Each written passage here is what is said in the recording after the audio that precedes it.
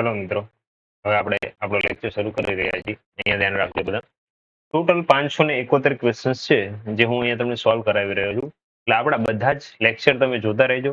બરોબર, આપણે ટોટલ 9 દિવસ બાકી છે. 9 દિવસમાં 9000 થી 10000 ક્વેશ્ચન્સ હું અહીંયા અપલોડ કરવાનો છું. અને 9 થી 10000 ક્વેશ્ચન્સ વ્યવસ્થિત રીતે તમારે જોઈ લેવા. ઠીક છે.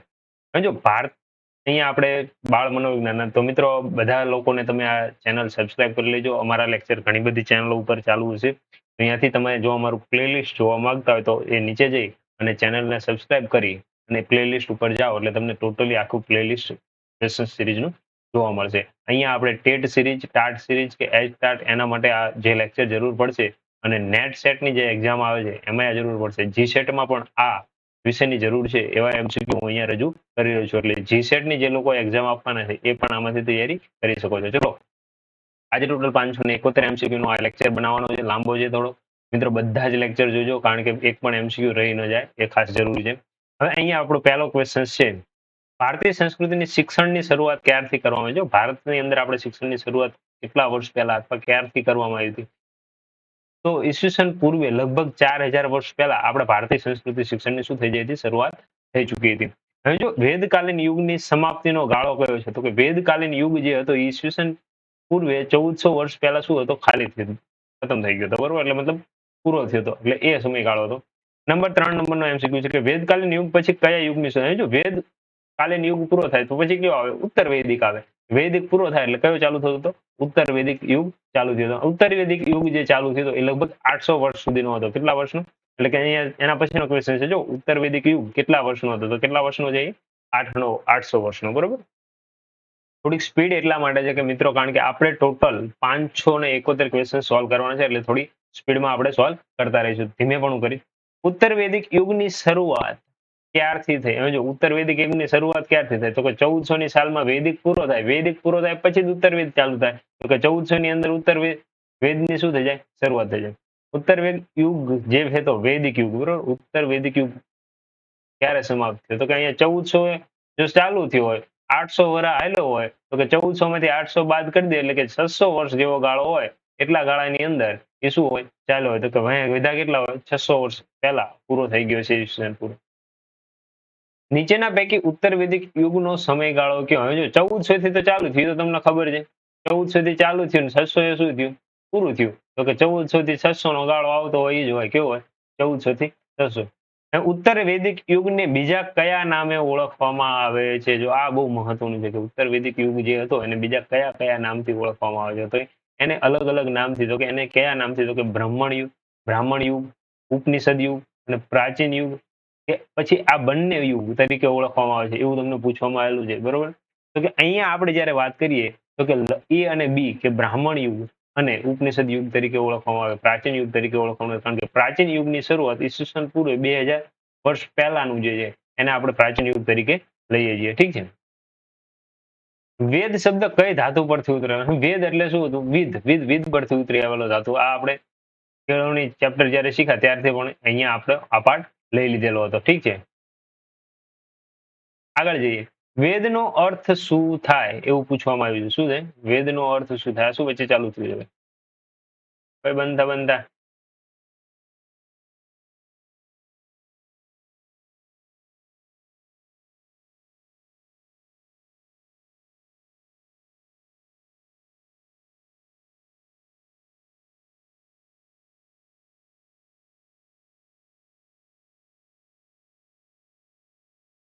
ચલો, વેદનો અર્થ શું થાય? વેદ એટલે શું? વેદ એટલે જાણવું. વેદનો અર્થ શું થાય છે? જાણવું. એટલે માણવું, શિક્ષણ મેળવવું કે ગહન કરવું નહીં, પણ પહેલી વસ્તુ શું હોય છે? જાણવું. જાણો એટલે પછી બધી વસ્તુ થાય. વેદ શબ્દ શાનું પ્રતીક છે? જો વેદ શબ્દ જોઈશ કઈ વસ્તુ પ્રતીક છે? અહીંયા વેદ એટલે વસ્તુ જ આવે. શું આવે? વસ્તુનું પ્રતીક છે. ખબર જ પડે. વેદ શબ્દ ઉપરથી આવ્યો એટલે વસ્તુનું પ્રતીક હોઈ શકે. વેદમાં શિક્ષણનો અર્થ શું થાય? વેદની અંદર શું? પહેલા તો જાણવું. જાણવું મતલબ શું થાય? જ્ઞાન પ્રાપ્તિ થાય. બરોબર. વિદ્યાની પ્રાપ્તિ થાય. એટલે બે વસ્તુ આવે, પણ કૌશલ્ય નથી આવતા, કારણ કે કૌશલ્ય પ્રાપ્તિની અહીંયા વાત કરવામાં આવેલી નથી. એટલે શું આવશે? એ અને બી. બરોબર. વેદમાં મનુષ્ય ત્રીજા નેત્ર તરીકે શું ઓળખવામાં આવે છે? અહીંયા ત્રીજું નેત્ર જે આપણું છે, વેદની અંદર જ્ઞાનની વાત જ કરીએ એટલે કોણ આવશે? જ્ઞાન. ભક્તિ, શક્તિ એ બધી વસ્તુ વાત અલગ છે, પણ ત્રીજું નેત્ર એટલે કોણ આવે છે? જ્ઞાન આવે છે. વૈદિક યુગમાં જીવન પરમ અને ચરમ નું લક્ષ્ય શું છે? જો વૈદિક યુગની અંદર જીવનની અંદર પરમ લક્ષ્ય શાનું હોય છે? તો કે અહીંયા વાત કરીએ તો કે પરમ લક્ષ્ય હંમેશા શું હોય કે મુક્તિનું હોય. લોકો શું કરતા? મુક્તિ કેવી રીતે મળે એ જ વિચારતા. એમ ઓફ એજ્યુકેશન વોઝ ચિત્તા વીરતિ નિરોધ. શું કીધું? ચિત્તા વીરતિ નિરોધ. આ હેતુ કોણે આપ્યો હતો? તો આવું આપનાર વ્યક્તિ એક જ હતા. કોણ હતા? મુખર્જી હતા. એનું નામ શું હતું? ડોક્ટર એચ.એસ. મુખર્જી, જેમણે આ વાક્ય આપણને કહેલું. ઠીક છે. વૈદિક યુગમાં શિક્ષણનું માધ્યમ કયું હતું? તો કે વૈદિક યુગ હતો એટલે બહુ જૂનો યુગ હતો. જૂના યુગની અંદર આપણે હંમેશા સંસ્કૃતની શરૂઆત કરતા હતા, કારણ કે બૌદ્ધ ધર્મ આવ્યો પછી આપણે શું પાલી ભાષા અને પ્રાકૃત ભાષાની પછી ધીમે ધીમે શરૂઆત થઈ. એટલે એ પહેલા કેવું હતું? સંસ્કૃત ભાષા. એક માન્યતા મુજબ વેદોને કયા ઋષિએ વિભાજિત કર્યા? જો વેદ વ્યાસ, આપણા નામ અહીં વેદ ઉપરથી એક જ નામ આવતું હતું. કયું હતું? તો કે વેદ વ્યાસ. અને વેદ વ્યાસ જે નામ હતું એટલે કે અહીંયા વ્યાસ મુનિએ શું કરેલા? વેદને આપણે વિભાજિત કરેલા. વેદનું વિભાજન કરવાથી વ્યાસજીને કયા નામથી ઓળખવામાં આવ્યો? જો અહીંયા વેદ વ્યાસ આપણે નામ લીધું ને અહીંયા પાછું આવી ગયું ફરીથી ક્વેશ્ચન, એટલે એનો જવાબ શું આવશે? વેદ વ્યાસ નામ આપવામાં આવ્યું. પંડિત જવાહરલાલ નહેરુએ પોતાના કયા ગ્રંથમાં વેદની વાત કરી છે? જો પંડિત જવાહરલાલ નહેરુનો ગ્રંથ કયો છે? Discovery of India. બરોબર, ડિસ્કવરી ઓફ ઇન્ડિયા. તો કે ડિસ્કવર ઓફ અહીંયા આવે ને ડિસ્કવરી ઓફ વર્લ્ડ, આ બે તો પહેલા જ નીકળી જાય છે. તો કે ઇન્ડિયન ડિસ્કવરી અને ડિસ્કવરી ઓફ ઇન્ડિયા. તો કે ઇન્ડિયન ડિસ્કવરી નથી આવતું. કયું આવે છે? Discovery of India. વેદ સાહિત્ય મુખ્યત્વે શામાં લખવામાં આવેલું? જો એ વેદ જે સાહિત્ય હતું કેની અંદર લખવામાં? તો કે ગદ્યની અંદર અને પદની અંદર. અત્યારે આપણે ગુજરાતીની અંદર જે જોતા જ હોય છે ગદ્ય અને પદ, તો કે વેદ સાહિત્ય પણ ગદ્ય અને પદમાં તમને જોવા મળતું હતું. વૈદિક ગદ્યને શું કહેવામાં આવતું? આ વસ્તુ બહુ મહત્વની છે કે વૈદિક ગદ્યને શું કહેવામાં આવતું? બરોબર, તો કે વૈદિક ગદ્યને યજુર્વ કહેવામાં આવતું? ના, ખોટું. ઋચા કહેવામાં આવતું? ના. ઋત કહેવામાં આવતું? ના. તો કે શું આવતું? યજુક કહેવામાં આવતું. વૈદિક ગદ્ય જે હતું યજુક તરીકે ઓળખવામાં આવતું. વૈદિક પદને કયા નામથી? તો કે અહીંયા જો યજુક તો ગદમાં જતું રહ્યું એટલે એ તો નીકળી જાય.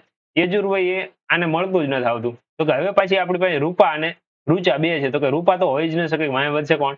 રુચા. તો કે વૈદિક પદ જે હતું એને આપણે રુચા તરીકે ઓળખતા હતા. વૈદિક સૂક્તોના સમૂહનું વર્ગીકરણ ક્યારે કરવામાં આવ્યું? હવે જો વૈદિક કાળની આપણે વાત કરીએ તો કે 1400 વૈદિક પૂરો થઈ જતો, પછી ઉત્તર વૈદિક ચાલુ થતો અને એ 600 પૂરો થતો. તો કે હવે આ વૈદિક કાળનું જો આપણે સમૂહનું વર્ગીકરણ કરવું હોય તો કે 1400 પહેલા જવું પડે. તો કે 1400 પહેલા એટલે કઈ આવશે? 1500 ની. અને 1500 પછીથી આપણે જઈએ તો કે અહીંયા 600 પહેલા તો થઈ ગયું હતું, એટલે વધીને કેટલા સુધી? તો કે 1000 સુધીમાં અહીંયા કામ પૂરું થઈ ગયું. એટલે 500 વર્ષ જેવો ગાળો લીધો હશે એવું માનીએ તો કે ઈસવીસન પૂર્વે 1500 થી 1000 ની વચ્ચે શું કરવામાં આવ્યું? વૈદિક સમૂહનું વિતરણ કરવામાં આવ્યું.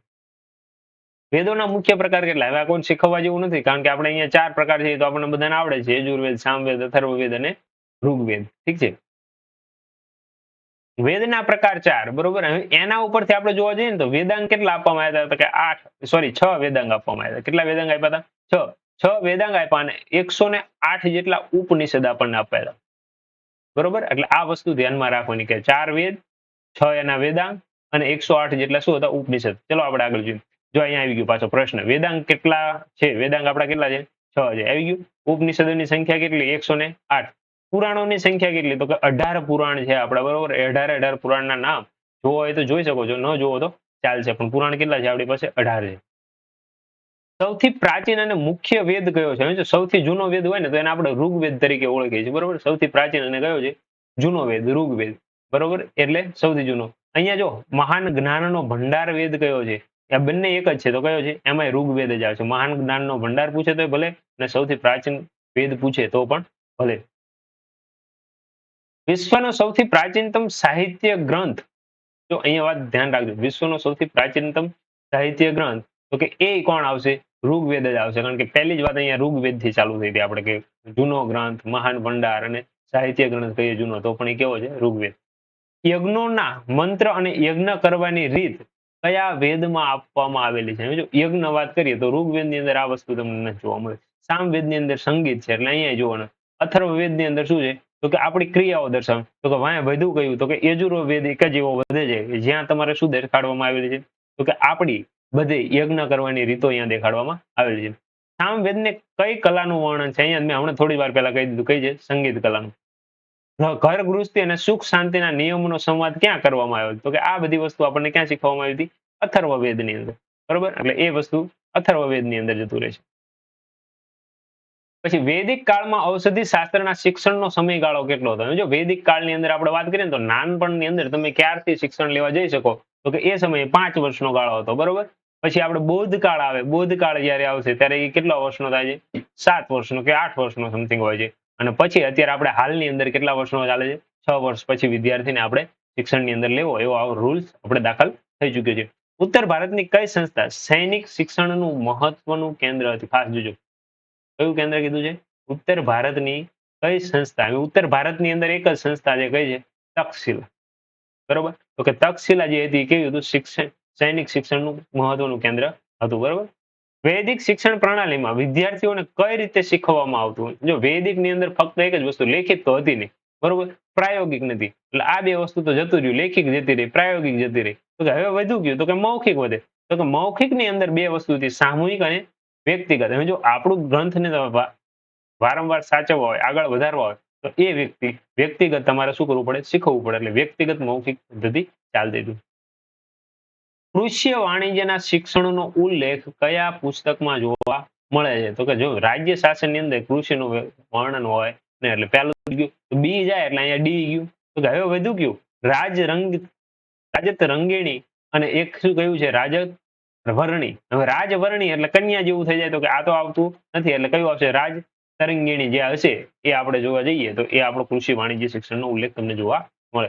ભારતીય તત્વના જ્ઞાન અનુસાર જ્ઞાનના કેટલા સોપાન છે? હવે જો ઋગ્વેદની અંદર હમણાં વાત કરી હતી આપણે 3 સોપાન, ઋગ્વેદ શું આપણે જયારે વેદની વાત કરતા હતા વેદ કાળની ત્યારે 3 સોપાનની આપણે વાત કરી હતી. એટલે તોય આપણે અહીંયા ચેક કરીએ તો કે કેટલા સોપાન આવે છે? 3 જેટલા સોપાન તમને જોવા મળશે. વૈદિક કાળમાં શિક્ષિકા તરીકે કોણ કાર્ય કરતું? તો કે જો વૈદિક કાળની અંદર શિક્ષક તરીકે કોણ કાર્ય કરતું? બ્રાહ્મણ કાર્ય કરતા, પુરોહિત કરતા, ધર્મ ધુરંધરો કરતા કે આપેલા તમામ કરતા? તો કે અહીંયા વાત કરીએ તો કે બ્રાહ્મણ એ કાર્ય કરતા, પુરોહિત કાર્ય કરતા, બરોબર. એટલે આ બે વ્યક્તિઓ અને સાથે સાથે ધર્મ ધુરંધરો પણ શું કરતા? શિક્ષણ આપવાનું કાર્ય કરતા. એટલે અહીંયા આપણો જવાબ આવશે ડી કે બધા લોકો શું કરતા? અહીંયા કાર્ય કરતા. વૈદિક કાળમાં વિદ્યાર્થી ક્યાં રહીને અભ્યાસ કરતો? હવે અહીંયા વાત કરીએ વૈદિક કાળની અંદર એટલે ગુરુકુળ હતું અને ગુરુ આશ્રમમાં જ આપણે શું કરતા? રહેતા અને અભ્યાસ કરતા. પછી મઠ આવશે. મઠ આવશે એટલે ક્યારે આવશે? એ બૌદ્ધ ધર્મ આવશે ત્યારે બૌદ્ધ ધર્મની વાત આવશે, બરોબર. જંગલમાં અને મહેલમાં એ તો વસ્તુ અલગ જ છે, બરોબર. એ તો અહીંયા લેવા જેવું તો આવતું નથી. એટલે આ તો આપણે શું થઈ જાય? કેન્સલ જ થઈ જાય. મંત્રોને સાંભળીને શીખવાની ક્રિયાને શું કહેવાય? સાંભળવું એટલે શું થઈ જાય? શ્રુતિ. સાંભળી અને શીખવાની ક્રિયા એટલે શ્રુતિ. નીચેનામાંથી કઈ સંસ્થા વેદકાલીન સમયની છે એવું પૂછવામાં આવ્યું? વેદકાલીન સમયની છે, બરોબર. તો કે અહીંયા નાલંદા વેદ સમય હતી? ના. અદંતીપુરી હતી? ના. ટોલ હતી? હા. આ વેદકાલીન સમયની કઈ છે? ટોલ હતી. અને નદિયા પણ આવતી નથી. ટોલના ખાસ કરીને કઈ ભાષાનું શિક્ષણ આપવામાં આવતું? જો વેદની વાત છે એટલે સંસ્કૃત ભાષા આવે. અહીંયા કઈ તમને બીજું કઈ શીખવવાની જરૂર આવતી નથી કે સંસ્કૃત ભાષામાં શિક્ષણ આપતા. શિષ્યનું એક જૂથ, એક સમૂહ જે એક જ શાખાનો અભ્યાસ કરતું હોય એ જૂથને શું કહેવું? જો શિષ્યોનું એક જૂથ, એક સમૂહ અને એક જ શાખાનો અભ્યાસ કરતું હોય તો એને શું કહેવામાં આવતું? તો કે એ સમયે ચરણ પાડવામાં આવતું. શું આવતું? ચરણ. એટલે શાખા, સંમેલન કે પરિષદ નહીં પણ કયા નામથી ઓળખાતું? ચરણ. વૈદિક શિક્ષણ પ્રણાલીમાં પ્રાથમિક શિક્ષણની શરૂઆત કઈ વયથી કરવામાં આવતી? તો કે કઈ વયથી હતી? 5 વર્ષથી. તો કે આપણે ઉપરનો ક્વેશ્ચન હતો એ કંઈક અલગ હતો ને. અહીંયા 5 વર્ષથી તો એની શિક્ષણની શરૂઆત છે. તો વૈદિક કાળમાં ઔષધિ શાસ્ત્રના શિક્ષણનો સમયગાળો કેટલો હતો? સોરી, અહીંયા મારી ભૂલ થઈ ગઈ હતી. મેં 5 વર્ષ અહીંયા કહી દીધું. તો કે અહીંયા શિક્ષણનો સમયગાળો કેટલા વર્ષનો હતો? 7 વર્ષનો. એ વસ્તુ યાદ રાખજો. કારણ કે 33માં ક્વેશ્ચન્સમાં જવાબ 7 આવતો હતો. એટલે 5 વર્ષે શું થતું? શિક્ષણની શરૂઆત થઈ હતી. એટલે એટલું થોડું સુધારી લેજો. વૈદિક શિક્ષણનો પ્રારંભ કયા સંસ્કારથી થાય છે? જો વૈદિક શિક્ષણનો આપણે પ્રારંભ જોવા જઈએ તો ક્યાંથી થાય? તો કે પ્રબજ્જા, ઉપનયન, સમાવર્તન કે સમ્યક? તો કે સૌથી પહેલા આવે એટલે ઉપનયનથી શરૂઆત થાય. ક્યાંથી? ઉપનયનથી. વૈદિક શિક્ષણનો પ્રારંભ હંમેશા ક્યાંથી કરવામાં આવતો? ઉપનયનથી. વૈદિક શિક્ષણના સમાવર્તન સંસ્કાર ક્યારે અપાય છે? જો સમાવર્તી શિક્ષણ જે છે એ ક્યારે આપે છે? તો કે હંમેશા સમાવર્તન જે છે એ શિક્ષણના અંતે આપવામાં આવે છે. અને સમાવર્તનનો મતલબ એવો શું થાય? પાછા ફરવું. પાછું ફરવું મતલબ ઘર તરફ જવું. હવે જો સમાવર્તનનો શાબ્દિક અર્થ જો આવી ગયો પાછો, એનું શું મતલબ શું હતો? પાછા ફરવું. અધ્યયનના 12 વર્ષ બાદ વિદ્યાર્થી કઈ ડિગ્રી મેળવતી હતી? બરોબર. એટલે જો અત્યારે આપણે 12 વર્ષ જોવા જઈએ, આપણે 6 અને 12 18 થાય, 18 થાય ત્યાં સુધીમાં આપણે લગભગ 17 18 સુધીમાં શું કરીએ? 12મું પાસ જ કરી શકીએ છીએ. પણ એ સમયમાં 12 વર્ષ જો કોઈ વ્યક્તિ રહે તો એને સ્નાતકની ડિગ્રીઓ શું કરવામાં આવતી? આપવામાં આવતી. કેટલાક સમયગાળામાં વિદ્યાર્થી એક વેદનું શિક્ષણ મેળવતો. હવે જો કેટલા સમયગાળાની અંદર વિદ્યાર્થી ફક્ત એક જ વેદનું શિક્ષણ મેળવતો, તો કે 12 વર્ષને સમયગાળાની. બરોબર? ગુરુ પાસે રહેનાર વિદ્યાર્થીને શું કહેવામાં આવતું? ઉપવાસી, ગૃહવાસી કે અંતેવાસી કે આદિવાસી? જો આદિવાસી તો આવે ને એટલે પેલા ગયું. ગૃહ એટલે ઘર થાય, આ જતું રહે. તો કે અહીંયા બધું ઉપવાસી, તો કે ઉપવાસી નો આવે. હવે વધે કયું? અંતેવાસી, અંતેવાસી તરીકે ઓળખાતા. વૈદિક શિક્ષણ પ્રણાલીમાં શિક્ષણનું સત્ર ક્યારે શરૂ થતું હતું? જો વૈદિક શિક્ષણ પ્રણાલી હતી ને એટલે શ્રાવણ મહિનામાં જ આપણે શરૂઆત કરતા. આપણે અત્યારે કહીએ છીએ અષાઢ મહિનાની અંદર અષાઢી બીજ પછી પ્રવેશ ઉત્સવ રાખે ને આ પ્રક્રિયા કરીએ બરોબર. બાકી આપણું આમ કાર્યકાળ જોવા જઈએ તો જૂનથી કાર્ય શરૂ થઈ જાય અને માર્ચ સુધીનો આપણો અત્યારે હાલનો કાર્યકાળ છે બરોબર. પણ અત્યારે જૂનામાં વૈદિકની અંદર ક્યારે હતું? શ્રાવણ પૂર્ણિમાથી લઈ અને પોષ મહિના સુધી આનું ચાલતું હતું બરોબર. એટલે પોષ માસ સુધી. જો વૈદિક શિક્ષણ પ્રણાલીમાં શિક્ષણનું સત્ર ક્યાં સુધી સમાપ્ત થતું? તો કે પોષ માસમાં બરોબર. ઉચ્ચતમ શિક્ષણ પ્રાપ્ત કરનાર સ્ત્રીને વૈદિક કાળમાં કયા નામે ઓળખવામાં આવતી? જો ઉચ્ચતમ શિક્ષણ પ્રાપ્ત કરતા એ વખતે સમાન શિક્ષણ પદ્ધતિ હતી. એટલે સ્ત્રી હોય કે પુરુષ બધા શિક્ષણ વ્યવસ્થિત રીતે અને સમાન રીતે મેળવી શકતા. તો કે એવી સ્ત્રીને કયા નામથી ઓળખતા?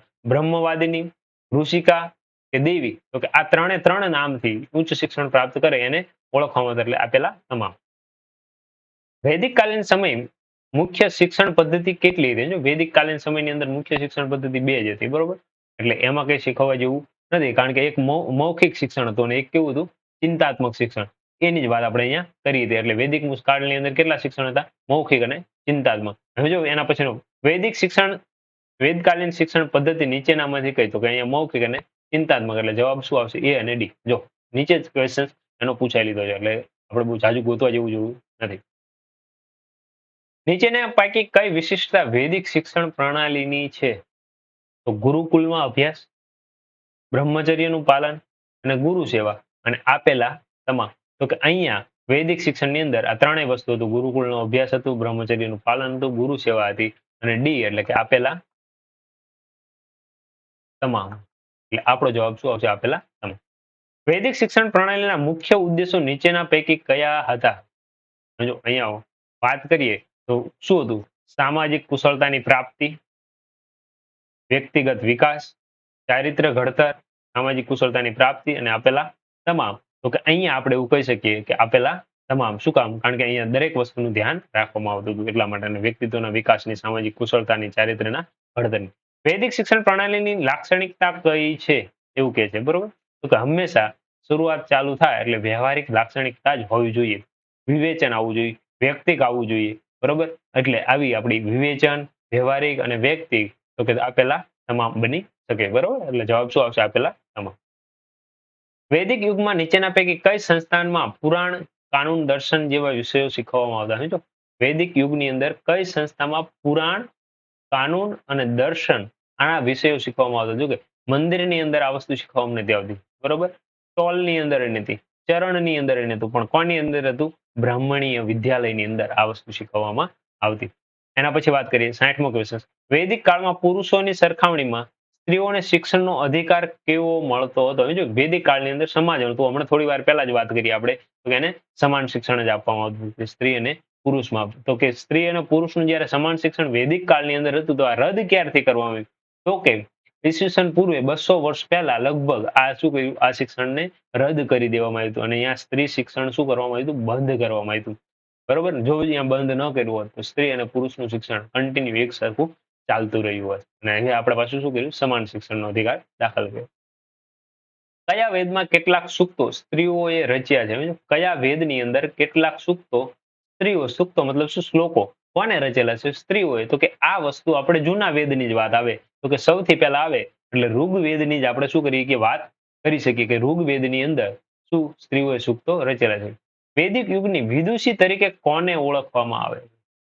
શું કીધું છે? વૈદિક યુગની વિદુષી તરીકે તો કે નિવાવરી, લોપમુદ્રા કે મમતા? તો કે આ ત્રણ વસ્તુને ઓળખવામાં આવે છે વૈદિક યુગની વિદુષી તરીકે. નિવાવરી, લોપમુદ્રા અને મમતા આ ત્રણને ઓળખવામાં આવે છે. એટલે આવા ક્વેશ્ચન ખાસ જોજો કારણ કે આવા ક્વેશ્ચન પૂછવાની શક્યતા સૌથી વધારે છે આ વખતે. વૈદિક કાલીન સમયમાં આદરણીય સ્ત્રી રત્ન કોણ થઈ ગયા?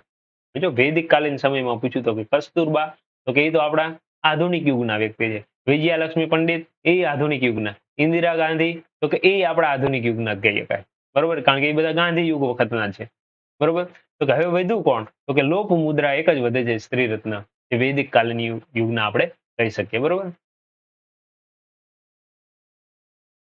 કયા સમયગાળા બાદ સ્ત્રી શિક્ષણ પર પ્રતિબંધ મૂકવામાં આવ્યો? આવ્યો ને સવાલ. હમણાં જ મેં તમને કીધું કે ઈસવીસન પહેલા લગભગ 200 વર્ષને આળે ગાળે આપણે જોવા જઈએ 200 થી 400 વર્ષના આળે ગાળે શું થયું? સ્ત્રી પ્રતિબંધ મૂકી દીધો.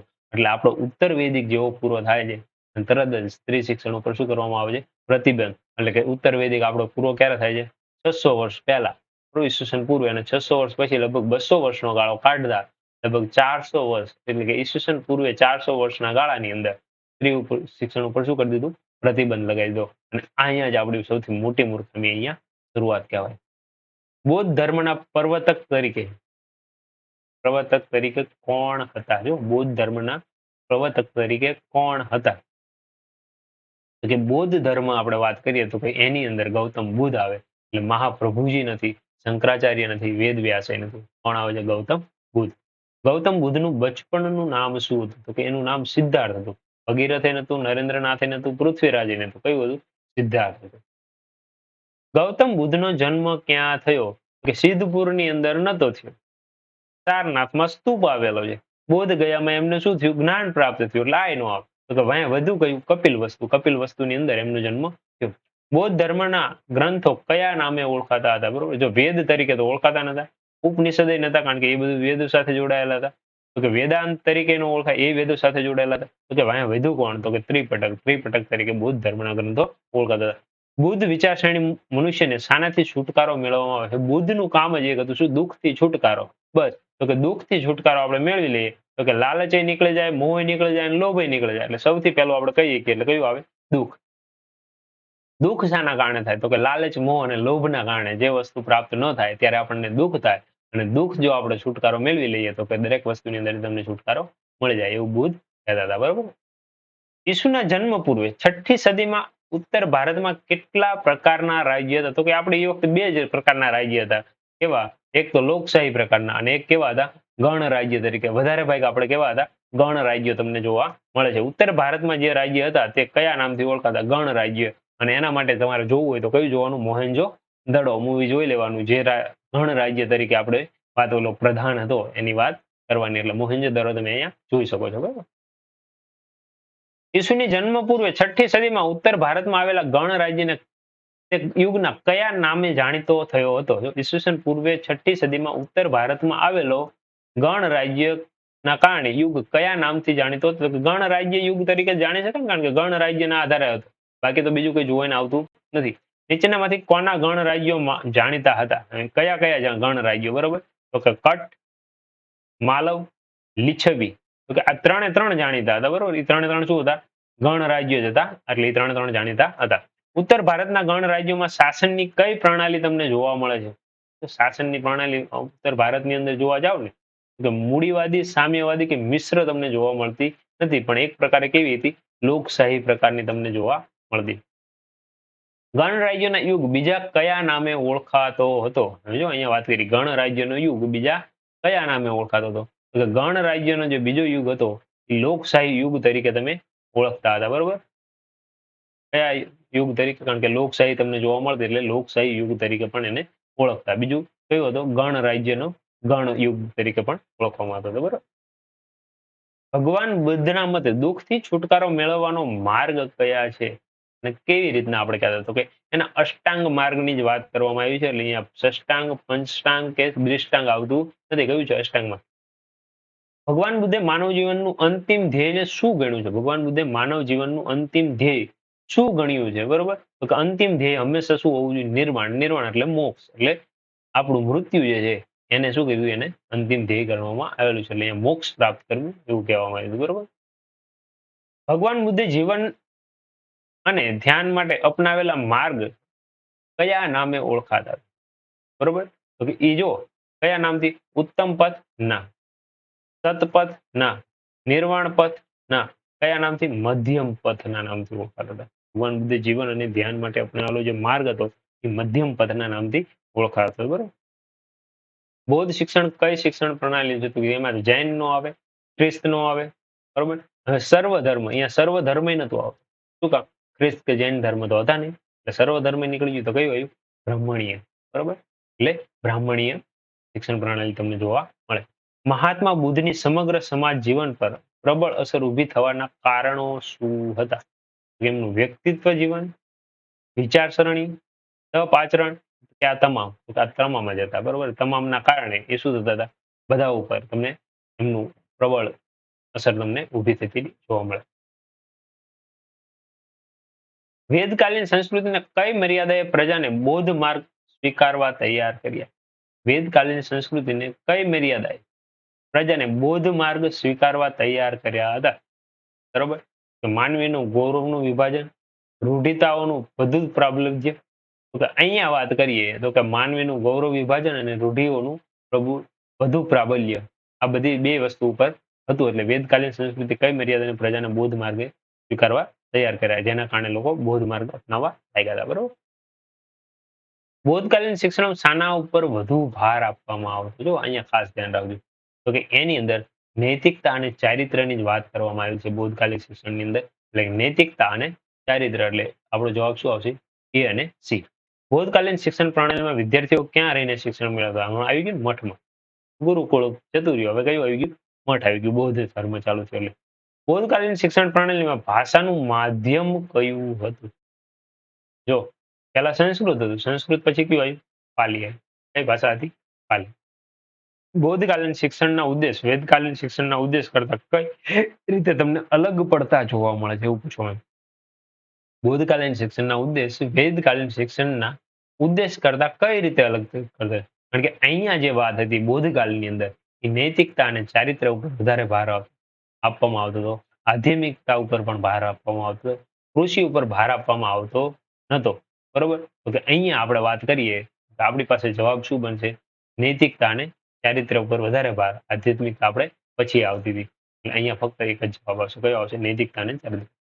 નૈતિક ચારિત્ર્ય અને નૈતિક ચારિત્ર્ય અને અન્ય પ્રકારના સદગુણો સાથે દૈનિક જીવનમાં કયા ગુણનો સમાવેશ થતો હતો? તો કેવા? તો કે મધુર સ્વભાવ, નિષ્ઠા, કર્તવ્ય પાલન, સદવર્તન, પવિત્રતા કે આપેલા તમામ? તો અહીંયા બધા જ આવે. અહીંયા એકય છોડવા જેવું છે. નીચેનામાંથી કયો હેતુ બૌદ્ધકાલીન શિક્ષણનો નથી એવું કીધું છે? જો પહેલી જ વસ્તુ શિક્ષણનો નથી ને એવું ગોતવાનું કીધું. હોય એવો ગોતવાનો નથી. તો કે નૈતિક ચારિત્ર્ય નિર્માણ તો હતો, વ્યક્તિનો વિકાસ હતો, ભાવિ જીવનની પૂર્વ તૈયારી હતો બૌદ્ધની અંદર. તો કે હતો કયો નહીં? તો કે આ જ નતો. કયો? ઈશ્વર ભક્તિની ધાર્મિકતા તમને ક્યાંય જોવા મળતી નથી.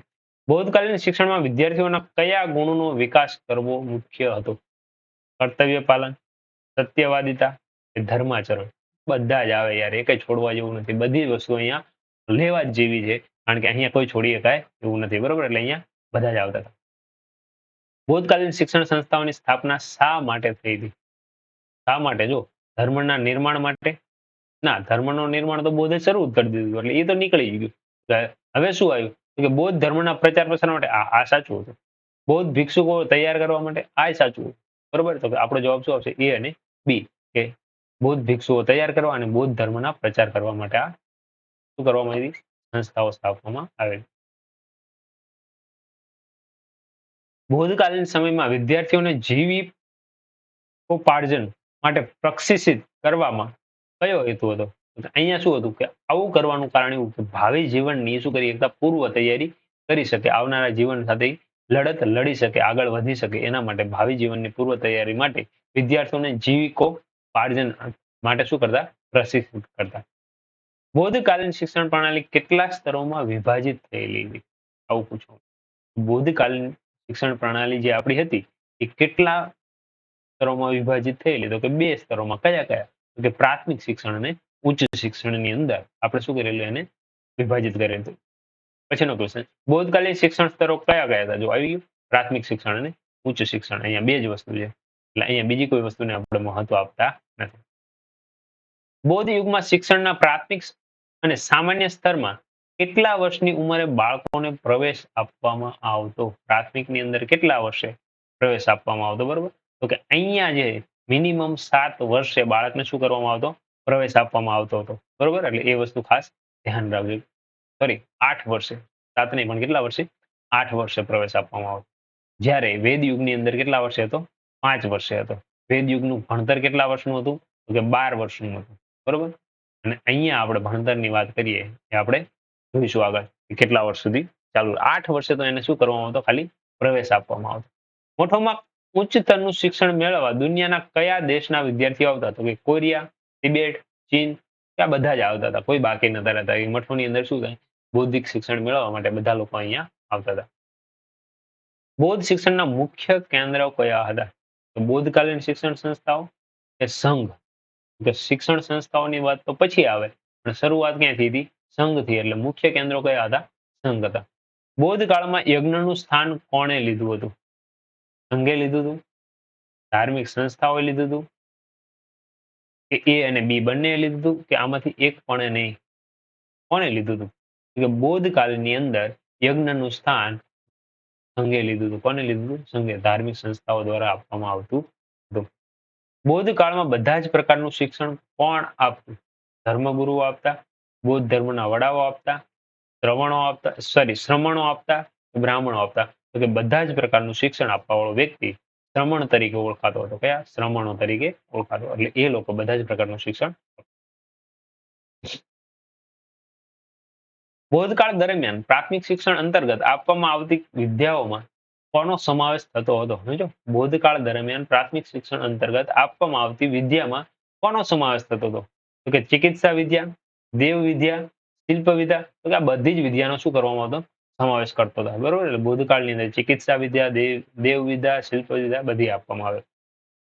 બૌદ્ધકાળ દરમિયાન પ્રાથમિક શિક્ષણ અંતર્ગત આપવામાં આવતી વિદ્યામાં નીચેનામાંથી કોનો સમાવેશ થતો નહોતો? નતો એવું કીધું. શબ્દ વિદ્યા હતી, શિલ્પ વિદ્યા હતી, આધ્યાત્મિક વિદ્યા હતી, પણ કૃષિ વિદ્યાનો સમાવેશ ક્યાંય પણ કરવામાં આવેલો નથી. ત્યાં કૃષિ વિદ્યા આપવામાં આવતી નથી. બરોબર. બાળકોમાં પ્રાથમિક શિક્ષણ અંતર્ગત વર્ણમાલાનું શિક્ષણ કઈ બાળપોથીમાંથી અપાતું હતું?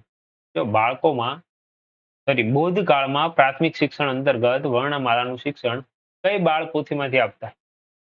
બરોબર. એ સમયે બાળપોથીઓ હતી એટલે કઈ બાળપોથીનો ઉપયોગ એ લોકો વધારે કરતા? તો કે સિદ્ધિ પુરસ્તુ જે બાળપોથી હતી એની અંદરથી આપણે શિક્ષણ આપતા. બરોબર. પ્રાથમિક શિક્ષણ અંતર્ગત વર્ણમાલાનું જ્ઞાન આપવા માટે સૌ પ્રથમ કેટલા અક્ષરો વાળી સિદ્ધપુર સ્તુ નામની બાળપોથી ભણાવાતી હતી? જો પ્રાથમિક શિક્ષણ અંતર્ગત વર્ણમાલાનું જ્ઞાન આપવા સૌ પ્રથમ કેટલા અક્ષરો વાળી સિદ્ધપુરનું નામની બાળપોથી ભણાવવામાં આવતી હતી? કેટલા અક્ષર વાળી હશે જે ભણાવવામાં આવતી? તો કે લગભગ 49 શબ્દો એટલે કે 49 અક્ષરોની જે વર્ણપોથી હતી એ ભણાવવામાં આવતી. બરોબર. એટલે શરૂઆત ક્યાંથી કરવામાં આવતી? 49 અક્ષરોથી. બૌદ્ધકાળ દરમિયાન ઉચ્ચ શિક્ષણના અભ્યાસક્રમ માટે કેટલા વિષયોનો સમાવેશ થતો હતો? જો બૌદ્ધકાળની અંદર ઉચ્ચ શિક્ષણના અભ્યાસ માટે કેટલા વિષયોનો સમાવેશ થતો હતો? તો કે ટોટલ લગભગ 15 જેટલા વિષયો હતા જેનો સમાવેશ થતો હતો. એટલે કેટલા વિષયો હતા? 15 વિષયો. બૌદ્ધકાળના ઉચ્ચ શિક્ષણના અભ્યાસમાં નીચેનામાંથી કયા વિષયોનો સમાવેશ થતો નથી? 103 મો ક્વેશ્ચન શું કહે છે? બૌદ્ધકાળમાં ઉચ્ચ શિક્ષણના અભ્યાસમાં નીચેનામાંથી કયા વિષયનો સમાવેશ થતો નથી? તર્કશાસ્ત્ર, હિન્દુ ધર્મ, ઈશ્વર શાસ્ત્ર, તો કે એક પણ નહીં. આમાંથી કયાનો સમાવેશ નતો થતો એ જ પૂછવામાં આપણને આવેલું છે. તો કે અહીંયા તર્કશાસ્ત્રની વાત નથી, હિન્દુ ધર્મની વાત નથી, ઈશ્વર શાસ્ત્રની વાત કરવામાં આવતી નથી. તો અહીંયા એક પણ વાત કરેલી નથી. બરોબર. વિષયોનો સમાવેશ નતો.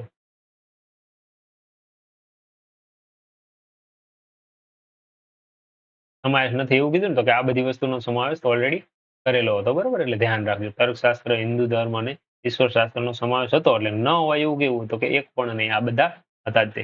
બૌદ્ધ શિક્ષણ સંસ્થાઓમાં નીચેનામાંથી કોને શિક્ષણ માટે પસંદ કરતા નહીં? જો બૌદ્ધ શિક્ષણ માટે કોને શિક્ષણ માટે પસંદ નતા કરતા? આ વસ્તુ ખાસ જરૂરી છે. કે એવા લોકોને આપણે કેમ પસંદ ન કરીએ એનું કારણ હોવું જોઈએ.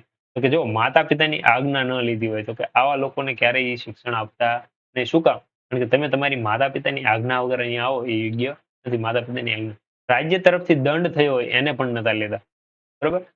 કોડ કે ચેપી રોગ થયો હોય એને પણ અહીંયા શું કરવામાં ઉપયોગમાં બૌદ્ધ શિક્ષણ પસંદ કરવામાં આવતા નહીં. એટલે આ તમામની વાત છે.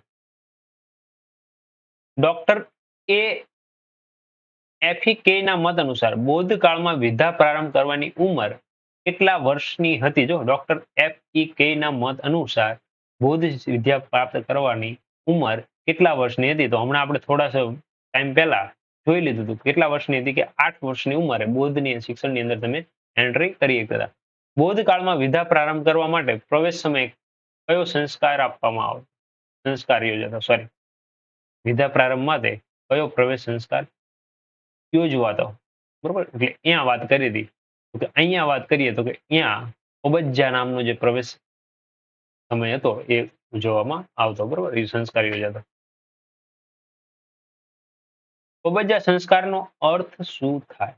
જો ઓબજ્જા સંસ્કારનો અર્થ આપણે જોઈએ શું થાય? ઓબજ્જો એટલે ઘરેથી બહાર નીકળવું. શું કરવાનું? ઘરેથી બહાર નીકળવું. એટલે અહીંયા જવાબ આવે છે બહાર નીકળવું. ઓબજ્જા સંસ્કારમાં મઠના અધિપતિ ભિક્ષુક નીચેનામાંથી કયો શ્લોક બોલતા? જો ઓબજ્જા સંસ્કારના મઠના અધિપતિ ભિક્ષુક નીચેનામાંથી કયો શ્લોક બોલતા એ ખાસ જરૂરી છે આપણા માટે. બરોબર તો કે એ સમયે પૂછતા બુદ્ધમ શરણમ ગચ્છામિ તો કે હા બોલતા હતા. ધમ્મમ શરણમ ગચ્છામિ હા એ બોલતા હતા. સંઘમ શરણમ ગચ્છામિ હા એ બોલતા હતા. તો કે આ ત્રણે ત્રણ શું કરતા હતા? બોલતા હતા. જ્યારે ઓબજ્જા સંસ્કારમાં મઠમાં અધિપતિ ભિક્ષુક નીચેનામાંથી કયા શ્લોક બોલતા? તો કે બુદ્ધમ શરણમ ગચ્છામિ, ધમ્મમ શરણમ ગચ્છામિ અને સંઘમ શરણમ ગચ્છામિ એટલે કે આપેલા તમામ બોલતા હતા.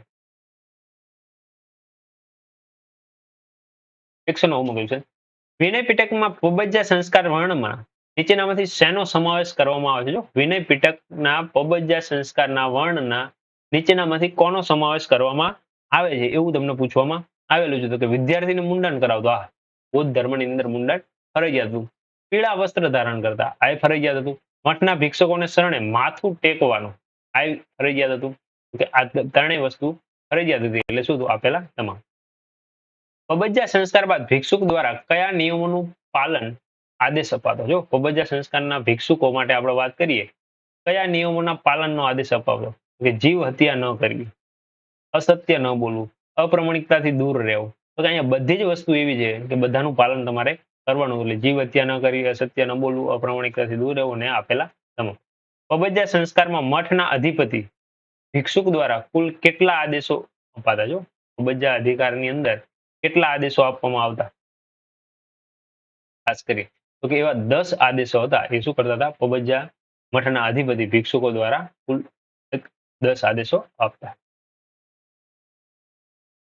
બૌદ્ધ કાળમાં શિક્ષણ માટે દાખલ થનાર નવો શિષ્ય 12 વર્ષ સુધી અધ્યયન કરી કેટલા વર્ષનો થતો હતો? જો 8 વર્ષે દાખલ થાય ને 12 વર્ષે પાછું શું કરતો? એ અધ્યયન કરતો. ટોટલ 20 વર્ષનો ગાળો તો એ કાઢી જ નાખે. બરોબર કેટલા વર્ષ નીકળી જાય? આપણને સીધી જ કેલ્ક્યુલેશન ખબર પડે ને કે 12 ને 8 કેટલા થાય? 20 વર્ષ થાય. ઉપસંપદા સંસ્કાર કેટલી વર્ષની ઉંમરે પ્રયોજાતા? ઉપસંપદા સંસ્કાર કેટલા વર્ષની ઉંમરે પ્રયોજાતા? એ પણ આપણા માટે મહત્વનું છે. તો કે એ 20 વર્ષની ઉંમર થાય પછી શું આવે? ઉપસંપદાના સંસ્કાર પ્રયોજાતો. ઓબજ્જા સંસ્કાર બાદ 20 વર્ષની ઉંમરે કયો સંસ્કાર પ્રયોજાતો? હમણાં જ ઉપસંપદા કયો? ઉપસંપદા એટલે અહીંયા આપણે પાછો એ જવાબ આવશે.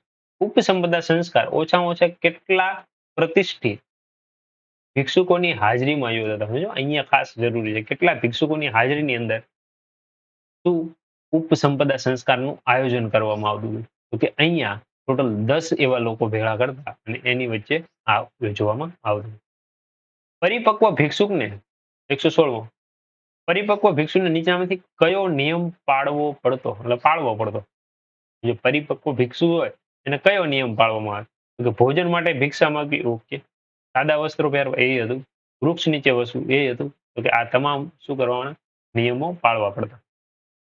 ઉપસંપદા સંસ્કાર પામેલ ભિક્ષુકને ઔષધિ તરીકે શાનો ઉપયોગ કરવામાં આવતો? જો શું કીધું? ઉપસંપદા સંસ્કાર પામેલ ભિક્ષુકને ઔષધિ તરીકે શાનો ઉપયોગ કરવામાં આવતો? તો અહીંયા આપણે વાત કરીએ કે ઉપસંપદા અને સંસ્કાર પામેલ ભિક્ષુકને ઔષધિ તરીકે શું ગૌમૂત્ર, ગંગાજળ, લીમડાના પાન કે જડીબુટ્ટીનો ઉપયોગ કરતા આપણે શીખવાડતા. તો કે અહીંયા ગૌમૂત્રનો ઉપયોગ કરતા હતા. બરોબર અહીંયા ગંગાજળ, લીમડાના પાન કે જડીબુટ્ટી નહીં પણ શું શેનો ઉપયોગ કરતા હતા? ગૌમૂત્ર તરીકે. ઉપસંપદા પછી પરિપક્વ ભિક્ષુને કુલ કેટલા નિયમોનું પાલન કરવું પડતું? ઉપસંપદા પછી પરિપક્વ ભિક્ષુ જે હોય એને કુલ કેટલા નિયમનું પાલન કરવું પડતું? તો કે એને 5 નિયમોનું પછી શું કરવાનું? પાલન કરવાનું હતું. બૌદ્ધ શિક્ષણ પબજ્જામાં માટે અધ્યયન કાળ કેટલા વર્ષનો હતો? જો બૌદ્ધ શિક્ષણ પબજ્જાની અંદર અધ્યયન કાળ કેટલા વર્ષનો હતો? કે 12 વર્ષનો. હજુ ઉપર જ શીખી ગયા. બૌદ્ધ શિક્ષણમાં ઉપસંપદા માટે અધ્યયન કાળ કેટલા વર્ષનો હતો? જો ઉપસંપદા માટે અધ્યયન કાળ કેટલા વર્ષનો હતો? એના પછીની વાત કરી છે આપણે. તો કે અહીંયા અધ્યયન કાળ જે હતો એ કેટલા વર્ષનો હતો? 10 વર્ષનો. એટલે કે ઉપસંપદાની અંદર એન્ટ્રી કરે એટલે પાછા 10 વર્ષ પાછા બીજા વર્ષમાં. બરોબર. બૌદ્ધ શિક્ષણ પ્રણાલીમાં છાત્રો માટેના મુખ્ય વસ્ત્રોને શું કહેવામાં આવતું? મુખ્ય વસ્ત્ર, તિશિવરા, આવરણ કે ત્રિવસ્ત્ર તરીકે ઓળખવામાં આવતા હતા. તો કે એ વસ્તુ હતી એ આપણે શું કરતા હતા? તિશિવરા તરીકે ઓળખવામાં આવતા હતા. બરોબર. કયા? બૌદ્ધના જે વસ્ત્રો હતા પ્રણાલીની છાત્રો માટે મુખ્ય વસ્ત્રને શું કહેવામાં આવતું? તિશિવર. બૌદ્ધ ધર્મમાં સ્ત્રીઓને શિક્ષણ મળે તેવો આગ્રહ કોણે કર્યો હતો? આ વસ્તુ બહુ જ મહત્વની છે. બૌદ્ધ ધર્મની અંદર શિક્ષણ મળે એવી આગ્રતા કોને કરી હતી? તો કે અહીંયા ખાસ કરીએ તો ગાર્ગી મહાપ્રજાપતિ જે હતા, બરોબર, એમને શું કરી હતી? આજ્ઞા કરી હતી કે સ્ત્રીઓને પણ શિક્ષણ મળવું જોઈએ. એટલે મહાપ્રજાપતિ. એટલે લોકમુદ્રા, ગાર્ગી કે વાસુદા આવતા નથી. 123 ની અંદર આપણે વાત કરીએ કે બૌદ્ધ કાળમાં ઉચ્ચ શિક્ષણ મેળવનાર સ્ત્રીઓમાં કોણ જાણીતું છે? જો બૌદ્ધ કાળની અંદર શિક્ષણ મેળવ્યું કે શીલ, વિજયાંકા અને પ્રબુદ્ધિ. તો કે આ ત્રણ બૌદ્ધ કાળની અંદર ઉચ્ચ શિક્ષણ મેળવનાર વ્યક્તિઓ હતા. બરોબર. એટલે એ તમે બૌદ્ધ ધર્મના પ્રચાર માટે શ્રીલંકા જનાર મહિલા કોણ હતી? એ તો અશોકની પુત્રી કોણ હતી? સંઘમિત્રા. ધર્મના પ્રચાર માટે ગઈ હતી. બરોબર. એટલે એમાં તો કઈ ખવા જેવું છે જ નહીં કે અશોકે જયારે બૌદ્ધ ધર્મનું અપનાવી લીધો પછી સંઘમિત્રા અને એના પુત્રને શું કર્યું હતું? અહીંયા મોકલ્યા હતા. બરોબર. કોણ? મહેન્દ્ર. મહેન્દ્ર નામ હતું ને સાહેબ? બે. જે સ્ત્રીઓ બૌદ્ધ સંઘમાં પ્રવેશ પામતી તે કયા નામે ઓળખાતી? જે સ્ત્રીઓ બૌદ્ધ સંઘમાં પ્રવેશ પામતી તે કયા નામથી ઓળખાતી? ભિક્ષુણી તરીકે. કયા તરીકે? ભિક્ષુક તરીકે નહીં, પણ ભિક્ષુક તરીકે પુરુષને ઓળખતા હતા. એટલે ભિક્ષુણી તરીકે કોને ઓળખવામાં આવતી હતી? સ્ત્રીઓને ઓળખવામાં આવતી. બૌદ્ધ કાળમાં ધાર્મિક પાઠ્યક્રમમાં કોનો સમાવેશ થાય છે? બૌદ્ધ કાળમાં ધાર્મિક પાઠ્યક્રમની અંદર કોનો સમાવેશ કરવામાં આવતો હતો? તો કે અહીંયા વેદ શાસ્ત્રનો સમાવેશ હતો, બૌદ્ધ શાસ્ત્રનો સમાવેશ હતો, જૈન શાસ્ત્રનો સમાવેશ હતો. કે અહીંયા બધા જ શાસ્ત્રનો શું કરવામાં આવતો હતો? સમાવેશ કરવામાં આવતો હતો. બરોબર. એટલે અહીંયા ટોટલી બધા હતા. બૌદ્ધ મઠો કેટલા પ્રકારની વિદ્યા શીખવવામાં આવતી? બૌદ્ધ મઠોની અંદર કેટલા પ્રકારની વિદ્યા શીખવવામાં આવતી? તો કે 5 પ્રકારની વિદ્યા શીખવવામાં આવતી. બરોબર. બૌદ્ધની અંદર કેટલા પ્રકારની? 5 પ્રકારની વિદ્યા શીખવવામાં આવતી મઠોની અંદર. બરોબર. આમાંથી કયું લૌકિક પાઠ્યક્રમ ન આવે? એવું પૂછ્યું. કયું લૌકિક પાઠ્યક્રમ ન આવે? તો કે અહીંયા આપણે લૌકિક પાઠ્યક્રમની વાત આવે ને લગભગ મોટે ભાગે શું આવે? તર્કશાસ્ત્ર રહ્યું એ લૌકિક પાઠ્યક્રમ આવતું નથી. કારણ કે લેખન, કૃષિ અને વ્યાયામ શાસ્ત્ર એ બધું જોઈએ લૌકિક પાઠ્યક્રમ, પણ તર્કશાસ્ત્ર છે નહીં. બૌદ્ધ શિક્ષણ પ્રણાલીમાં સામાન્ય રીતે કઈ ભાષા દ્વારા શિક્ષણ આપવામાં આવતું? બૌદ્ધ શિક્ષણ જે પ્રણાલી હતી ત્યારે પાલી ભાષા ચાલતી હતી. કઈ ભાષા ચાલતી હતી? પાલી ભાષા. બરોબર. એના પછી આપણે વાત કરીએ તો કે પ્રાકૃત ભાષામાં પણ એમાં શિક્ષણ આપવાની શરૂઆત થઈ હતી. એટલે કે પ્રાકૃત અને પાલી એમ બે ભાષાઓની અંદર શું કરવામાં આવતું હતું? શિક્ષણ આપવામાં આવતું હતું. બૌદ્ધકાલીન શિક્ષણ પ્રણાલીમાં ભાષાનું માધ્યમ કયું હતું? તો બૌદ્ધકાલીન શિક્ષણ પ્રણાલીની અંદર હજુ ઉપર જ વાત કરી છે કે પાલી અને પ્રાકૃત. તો શરૂઆતની આપણે વાત કરીએ ને તો કે પાલી ભાષા હતી. પછી કયું હતું? પ્રાકૃતમાં પણ આપવાની શરૂઆત થઈ હતી. બરોબર. એટલે ધ્યાન રાખજો. ગૌતમ બુદ્ધે શિક્ષણના માધ્યમ તરીકે કઈ ભાષા શીખવાનો આગ્રહ રાખવાનો આદેશ આપેલો? જો ગૌતમ બુદ્ધે ભાષા શીખવા માટે શું કીધું? એટલે સોરી, ગૌતમ બુદ્ધે શિક્ષણના માધ્યમ તરીકે કઈ ભાષા શીખવાનો આગ્રહ રાખવાનું કીધું હતું? તો હંમેશા દરેક વ્યક્તિને પોતાની માતૃભાષા આવડે એવો આગ્રહ એમનો હતો. પ્રાકૃત ભાષા એ કઈ ભાષાનું અપભ્રષ્ટ સ્વરૂપ છે? બરોબર ને? પ્રાકૃત ભાષા જે આપણે આવી એ કઈ ભાષાનું અપભ્રષ્ટ સ્વરૂપ છે એવું કહી શકાય? તો કે એ આપણે સંસ્કૃતમાંથી જ ઉતરી આવેલી. બરોબર. એટલે ક્યાંનું છે? સંસ્કૃતનું. બૌદ્ધિક શિક્ષણ પ્રણાલીને શિક્ષણ પદ્ધતિમાં કોના પર સૌથી વધારે ભાર મૂકવામાં આવે? જો બૌદ્ધિક પ્રણાલી શિક્ષણની અંદર સૌથી વધારે કોની ઉપર વધારે ભાર મૂકવામાં આવે? તર્ક ઉપર? ના. સ્પષ્ટીકરણ ઉપર ના, રટણ ઉપર હા, રટણ ઉપર સૌથી વધારે ભાર મૂકવામાં આવ્યો હતો, બરોબર. પછી મનન ને એ બધું. સામાન્ય રીતે બોધકાલીન શિક્ષણમાં કઈ પદ્ધતિનો અત્યાધિક ઉપયોગ થતો હતો? જો વધારે ભાઈ કઈ પદ્ધતિનો સૌથી વધારે ઉપયોગ થતો હતો? તો કે એ સમયે પ્રશ્નોત્તરી, વાદ વિવાદ કે વ્યાખ્યાન? તો કે આ દરેકે દરેક વસ્તુનો શું હતો? ઉપયોગ અહીંયા થતો હતો. બોધકાલીન શિક્ષણમાં વિવાદાસ્પદ વિષયોનું પુષ્ટિ માટે કેટલા પ્રકારના પ્રમાણ આપવામાં આવતા હતા? બોધકાલીન શિક્ષણ વિવાદાસ્પદ વિષયોના પુષ્ટિ માટે કેટલા પ્રકારના પ્રમાણમાં આપવામાં આવતા હતા એવું પૂછવામાં આવેલું છે, બરોબર. તો કે 8 પ્રકારે આપવામાં આવતા. કેટલા પ્રકારે? 8 પ્રકારના પ્રમાણ આપવામાં. નીચેનામાંથી કોના અભિપ્રાય મુજબ શાસ્ત્રી વિવાદોને પ્રોત્સાહન આપવું અને બૌદ્ધ શિક્ષણ પ્રણાલીને વિશેષતા છે? જો અહીંયા કોના અભિપ્રાય મુજબ શાસ્ત્રીય વિવાદોને પ્રોત્સાહન આપવું એ બૌદ્ધ શિક્ષણ પ્રણાલીની વિશેષતા તમને જોવા મળે છે. તો કે એવી વિશેષતા આપણને મિરડેલે આપણને આપેલી. કોને? તો કે ગૌતમ બુદ્ધે નહીં, દયાનંદ સરસ્વતી નહીં, ડોએફ કે નહીં, કોને? મિરડેલ દ્વારા એની શરૂઆત કરવામાં આવેલી હતી કે અહીંયા પ્રોત્સાહન આપવું જોઈએ. બોધકાલીન શિક્ષણમાં અગત્યના મુખ્ય કેન્દ્રો કુલ કેટલા હતા? એ બહુ મહત્વનું છે. બૌદ્ધ શિક્ષણમાં અગત્યના મુખ્ય કેન્દ્રો કુલ કેટલા હતા? તો કે એવા આપણી પાસે 8 કેન્દ્ર હતા. કેટલા? 8. નીચેનામાંથી બોધકાલીન શિક્ષણનું કેન્દ્ર નથી એવું તમને પૂછવામાં આવે. બોધકાલીન શિક્ષણનું કેન્દ્ર ન હોય એવો પાઠ તમારે શું કરવાનો છે? ગોતીને આપવાનો છે. તો કે એની અંદર આ ટોલ જે હતો, ટોલ વેદો સમયમાં જતો રહે છે, બરોબર. બાકી તક્ષશિલા, નદિયા અને મિથિલા એ બોધકાલીન શિક્ષણ માટે જરૂરી હતા. વિક્રમશિલા વિદ્યાપીઠ ક્યાં આવેલી છે? બહુ મસ્ત પ્રશ્ન પૂછેલો છે. વિક્રમશિલા વિદ્યાપીઠ ક્યાં છે એ આપણે ગોતવાની છે. તો વિક્રમશિલા વિદ્યાપીઠ જે છે એ બિહારના મગધના ગંગા તટે આવેલી છે. ક્યાં આવેલી છે? બિહારના મગધમાં ગંગા તટે આવેલી છે, બરોબર. એટલે એ ખાસ યાદ રાખજો. ગાંધારની રાજધાનીમાં નહીં, બંગાળના ગંગા તટે નહીં, બરોબર. અને બિહારના પટણાથી નજીક નહીં, પણ બિહારમાં મગધના ગંગા તટે, બરોબર, મગધની અંદર. ગાંધારની રાજધાનીમાં રાજા ભરતે કઈ વિદ્યાપીઠ સ્થાપી હતી? ખાસ ગાંધારની રાજધાનીમાં રાજા ભરતે કઈ વિદ્યાપીઠ સ્થાપી? જો ગાંધાર આવે, ગાંધાર નજીક શું આવે? તક્ષશિલા. એટલે એક જ વસ્તુ આવે, તક્ષશિલા સ્થાપી હતી, બીજી કોઈ હોય નહીં. અને સ્થાપનાર વ્યક્તિ કોણ હતા? રાજા ભરત હતા. એટલે વસ્તુ ધ્યાન રાખજો, બરોબર. રાજા ભરતે કોના નામ પર તક્ષશિલા વિદ્યાપીઠનું નામ રાખ્યું હતું?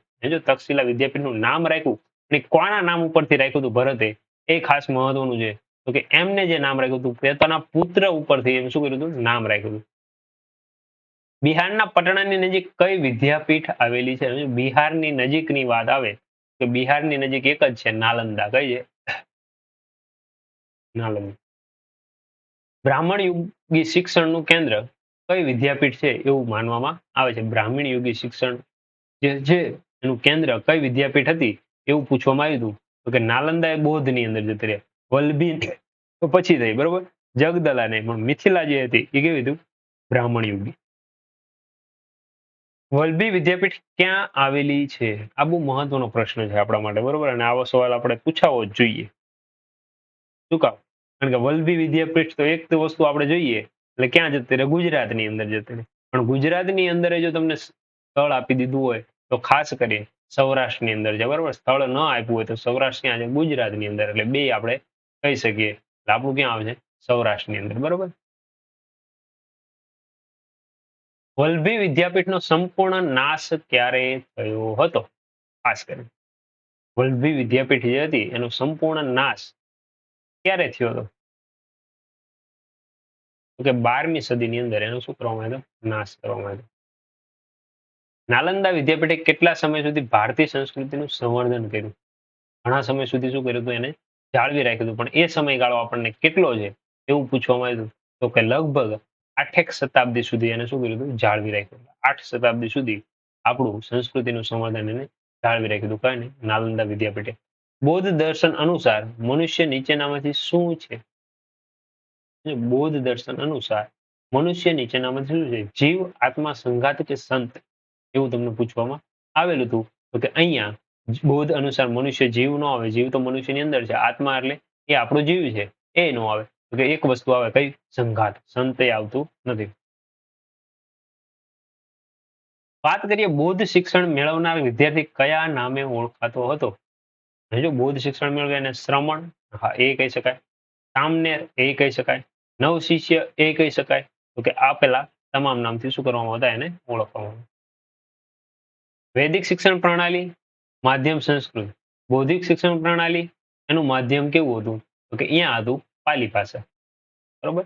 વૈદિક ની અંદર સંસ્કૃત ને બૌદ્ધિક ની અંદર કઈ હતી? પાલી ભાષા. બરોબર.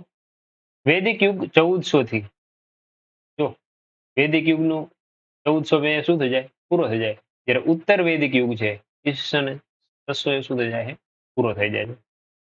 પ્રથમ પંચવર્ષીય યોજના કઈ સાલમાં અમલમાં આવી હતી? પ્રથમ પંચવર્ષીય યોજના કઈ સાલમાં અમલી બની એવું તમને પૂછવામાં આવ્યું. એટલે હવે આપણી પંચવર્ષીય યોજનાઓ દાખલ થઈ અહીંયા.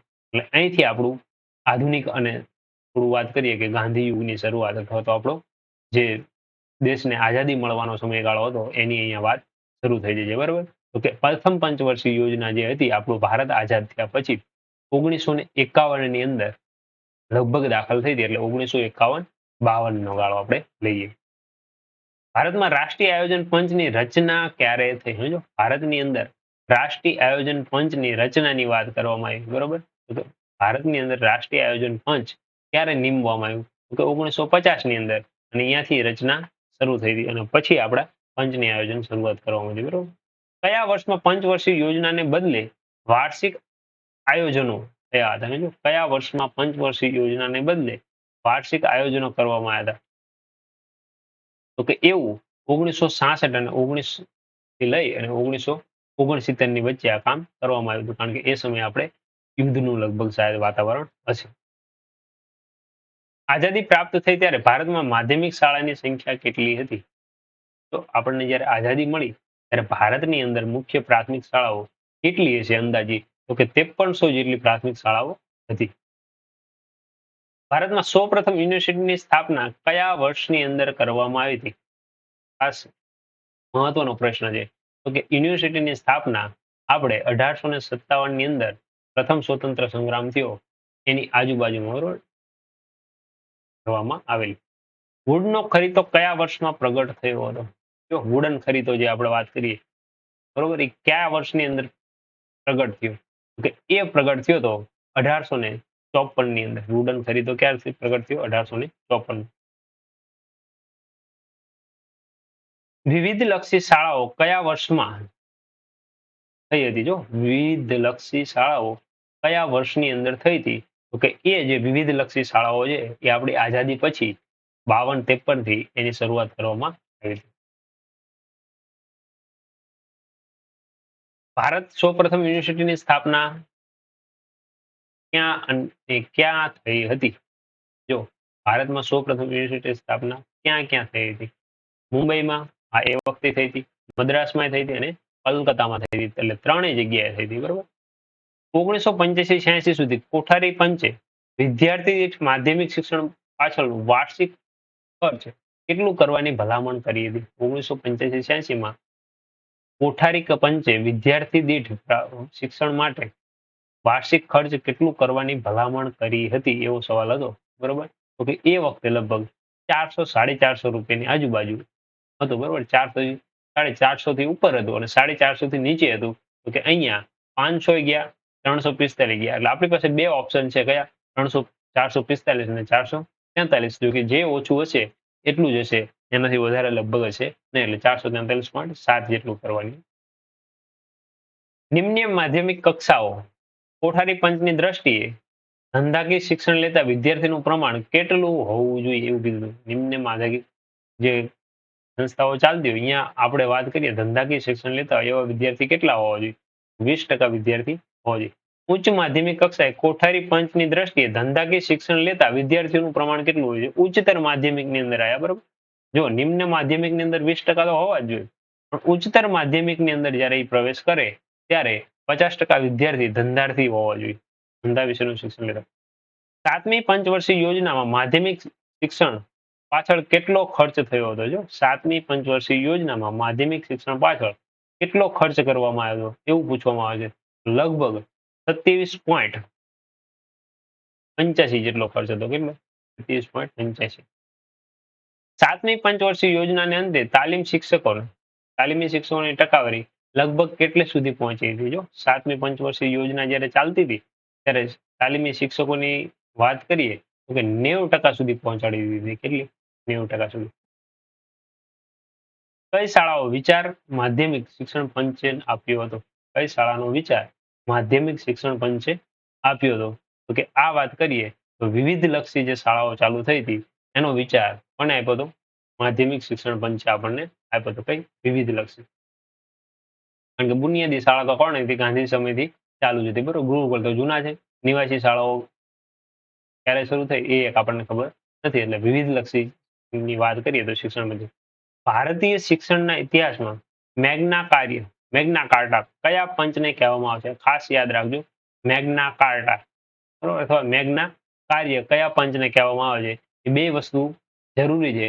કારણ કે કોઠારી કમિશન જ્યારે આવ્યું ત્યારે આ મેગ્ના કાર્ટાની વાત હતી. એટલે કોઠારી કમિશન જે પંચ હતું એ વખતના ગાળાને આપણે શું કહીએ છીએ? મેગ્ના કાર્ટા કહીએ. રાષ્ટ્રીય શિક્ષણ પંચે કયા શિક્ષણ માળખું આપ્યું હતું? જો રાષ્ટ્રીય શિક્ષણ પંચ હતું એને કયું માળખું આપ્યું હતું અને અત્યારે આપણે હાલની અંદર કયું માળખું છે? એ બે મહત્વના પ્રશ્ન છે. ક્યારે કયું માળખું બદલાણું એ વસ્તુ આપણે ધ્યાનમાં રાખવી જોઈએ. બરોબર, રાષ્ટ્રીય શિક્ષણ પંચ હતું એને એવું કીધું 1 થી 7 પ્રાઇમરી, 3 વર્ષ માધ્યમિક અને 2 વર્ષ ઉચ્ચતર માધ્યમિક અને 3 વર્ષ શું હતું? ગ્રેજ્યુએશન. આ માળખું આપવામાં આવેલું હતું. અત્યારે આપણે નવું માળખું કેવું છે? બરોબર, તો કે 6 વર્ષ પછી વિદ્યાર્થીને એન્ટ્રી આપવાની 7મા વર્ષે, 7 થી લઈને 8. બરોબર, એટલે કે અહીંયા વાત કરીએ તો કે પહેલો 8 વર્ષ આપણે શું કીધું? પ્રાઇમરીમાં આપીએ. એમાં એની અંદર બે પાર્ટ, 1 થી 5 અને 5 થી 8. એટલે કે આ પ્રાઇમરી, આ ઉત્તર પ્રાઇમરી. એના પછી 9, 10 એટલે આને શું કીધું આપણે? માધ્યમિક કીધું. એટલે 2 વર્ષ અહીંયા, 3 વર્ષ અહીંયા, 5 વર્ષ અહીંયા. બરોબર, અને પછી આપણે હવે 4 વર્ષનું ગ્રેજ્યુએશન દાખલ કર્યું છે. આની પહેલા 2 કે 3 વર્ષ, 2 વર્ષ આપણે શું લીધું? એલકેજી અને યુકેજી. પણ શરૂઆત આપણે અહીંયા ગણીએ 5 ને 3 8. બરોબર, એટલે 5 પછી 8 10 9 10 પછી 11 12 ના 2 વર્ષ અને પછી 4 વર્ષ. એટલે ટોટલ આવી રીતનું આપણું માળખું તૈયાર થયું છે. બરોબર, એટલે ધ્યાન રાખજો. હવે 1 થી 5 નું ધોરણ, પછી 5 થી 8 ના 3 વર્ષ, 9 10 ના 2 વર્ષ, 11 12 ના 2 વર્ષ અને પછી 4 વર્ષ શેના છે? ગ્રેજ્યુએશનના. બરોબર, અને આની પહેલા આપણે એલકેજી યુકેજી ની વાત કરીએ એટલે 2 વર્ષ એના આપી દઈએ છીએ. ટોટલ આપણું માળખું અત્યારે કેવું છે? આના જેવું છે. નૈતિક શિક્ષણ આપવા પર કયા પંચે ભાર મૂક્યો હતો? સમજો, નૈતિક શિક્ષણ આપવું હોય તો એવું કયા પંચે સૌથી વધારે ભાર મૂક્યો? તો કે યુનિવર્સિટી શિક્ષણ પંચ જ્યારે આવ્યું તેને શું કીધું? નૈતિક શિક્ષણ આપવું જરૂરી છે. માધ્યમિક શિક્ષણ પંચના અધ્યક્ષ કોણ હતા? આ બહુ મહત્વનો પ્રશ્ન છે કે માધ્યમિક શિક્ષણ પંચ જ્યારે આવ્યું ત્યારે તેના મુખ્ય અધ્યક્ષ કોણ હતા? તો કે લક્ષ્મી સ્વામી અય્યર. બરોબર, એટલે સોરી, લક્ષ્મણ સ્વામી મુદલિયાર. આ વ્યક્તિ કોણ હતા? માધ્યમિક શિક્ષણ પંચના અધ્યક્ષ હતા. શિક્ષણમાં વ્યવસાયકરણની ભલામણો કયા પંચે કરી હતી? જો શિક્ષણની અંદર વ્યવસાયકરણની ભલામણ કોને કરી હતી? જ્યાંથી લોકો વ્યવસાય શીખતા થાય.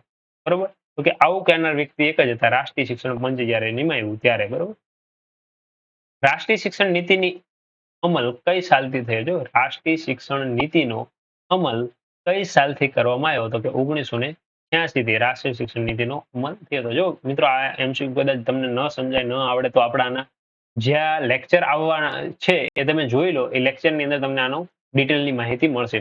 રાષ્ટ્રીય શિક્ષણ પંચનો અહેવાલ વાત કરીએ તો કે રાષ્ટ્રીય શિક્ષણ પંચનો જે અહેવાલ હતો એ ક્યારે રજૂ કરવામાં આવ્યો? બરોબર, તો કે એ આપણે વાત કરીએ તો 1964-66 ની અંદર રાષ્ટ્રીય શિક્ષણ નીતિનો અહેવાલ મૂકવામાં આવ્યો હતો. રાષ્ટ્રીય શિક્ષણ પંચે નીચે પ્રમાણે શિક્ષણની તરાહ આપી. જો રાષ્ટ્રીય શિક્ષણ પંચે કઈ તરહની આપણને શિક્ષણ પદ્ધતિ આપી હતી? તો કે એની અંદર 10, 2 અને 3. તો કે અહીંયા 1 થી 10 ધોરણ, 2 વર્ષ 11 12 અને 3 વર્ષ શું આપ્યું હતું? ગ્રેજ્યુએશન. મૂલદિયાર, બરોબર, મૂલદિયાર અથવા તો મુદાલિયાર માધ્યમિક શિક્ષણ, મૂલદિયાર માધ્યમિક શિક્ષણ પંચ કઈ સાલની અંદર દાખલ થયું હતું એ વસ્તુ પૂછવામાં આવી છે. તો કે મૂલદિયાર જે માધ્યમિક શિક્ષણ પંચ છે એ 1952 ની અંદર દાખલ થયું હતું. ડોક્ટર રાધાકૃષ્ણ યુનિવર્સિટી શિક્ષણ પંચ કઈ સાલમાં સ્થાપ્યું? તો ડોક્ટર રાધાકૃષ્ણ હતા એટલે સૌથી પહેલા જ આપણે આવે. બરોબર. તો સૌથી પહેલો વ્યક્તિ આવતો હોય અને એ જ વખતે આપણે આઝાદ થયા હોય તો સૌથી પહેલા જ આવે ત્યારે 1948 ની અંદર ડોક્ટર રાધાકૃષ્ણ યુનિવર્સિટી શિક્ષણ પંચની સ્થાપના શું કીધું સાલમાં સ્થાપિત બરોબર એ વસ્તુ છે. પછી ડોક્ટર કોઠારી શિક્ષણ પંચ કઈ સાલમાં સ્થપાયું એ બહુ મહત્વનો પ્રશ્ન છે. એના પછી કોઠારી પંચ આવ્યું.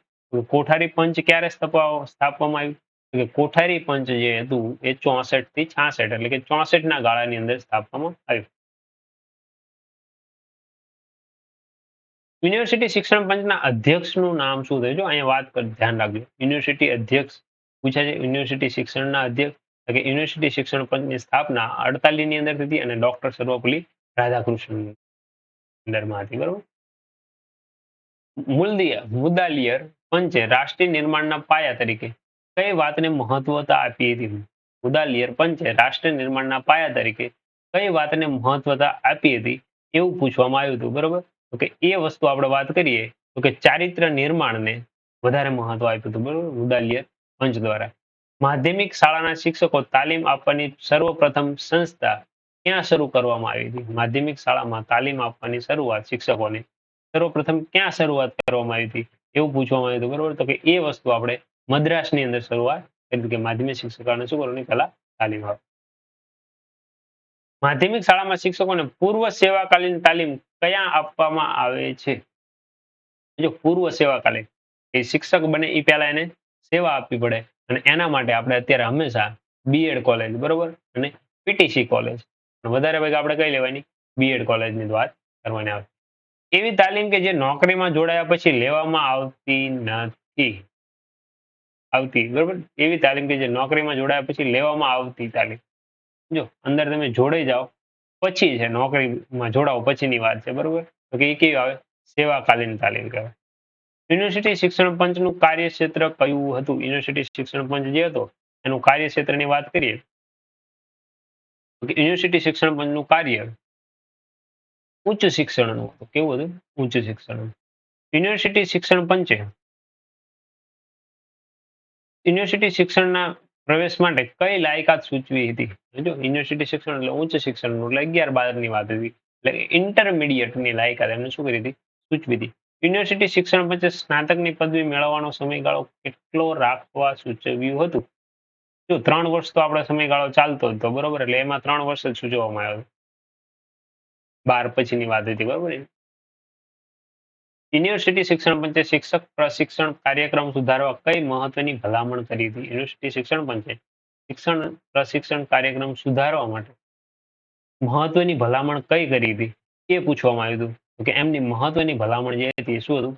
તો કે સિદ્ધાંત જ્ઞાન ઉપર વધુ ભાર ના શાલેય અનુભવો અધ્યાપન કાર્ય વધુ મહત્વ આપવું. જો શાલેય અનુભવનું અધ્યાપન કાર્યમાં વધારે મહત્વ આપવું એની અહીંયા વાત કરવામાં આવેલી હતી બરોબર. થોડો આપણે બ્રેક લઈ લઈએ. 184 ક્વેશ્ચન આપણા અહીંયા પૂરા થયા છે. બ્રેક લઈ અને પછી આગળનું લેક્ચર કન્ટિન્યુ કરીએ.